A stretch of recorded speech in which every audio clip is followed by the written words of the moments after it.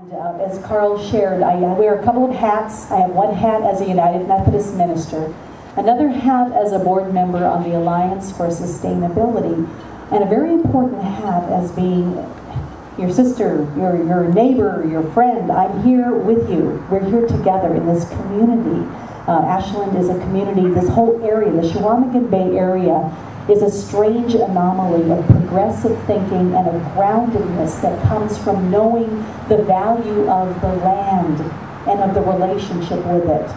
So when we hear about things like this proposed CAFO, it touches us on so many different levels. We've heard tonight about the environmental level, which is breathtaking to imagine that that would even be compromised.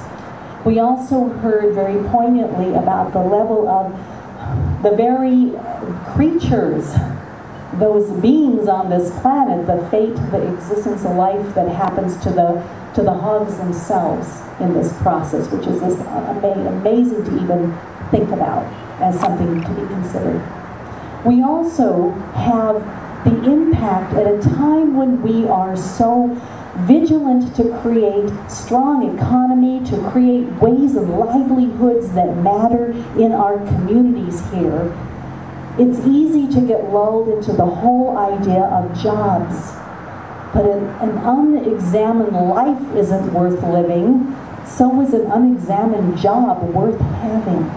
How does the job fit in to livelihood, to integrity, to balance? And what kind of life does it create? You know, in many ways, we hear about people that have been through trauma.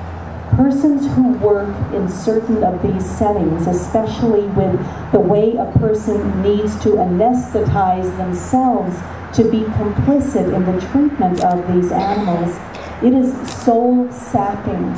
It creates its own trauma. So the workers, not only their experiences, but the level of work, the kind of work, it's not something that is the kind of life and job that we want to be part of this economy. And finally, the economy itself. One of the things that is powerful about our region is that we have a vibrant set of values showing up in our local farms. We have all kinds of family farms, true family farms, independent farmers, using sustainable practices that honor our environment and the lifestyle and the values, not of a stagnant kind of keep things the way they always were. We want to grow. We want to create new ways of being, models of sustainability, of resilience, that can be passed on and taught to other communities. So my thoughts here are resonating with your words. Thank you for those of you that have spoken and just shown up tonight, been here tonight. This is not a NIMBY issue. This is not a not in my backyard. This kind of operation needs to be in no one's backyard.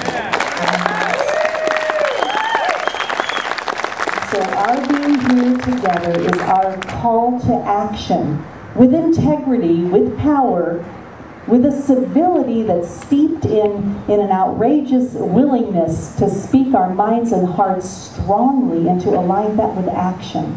So thank you again all for being here, and there are many steps for us all to commit to and be a part of, and that's a powerful and a joyful thing, so thank you.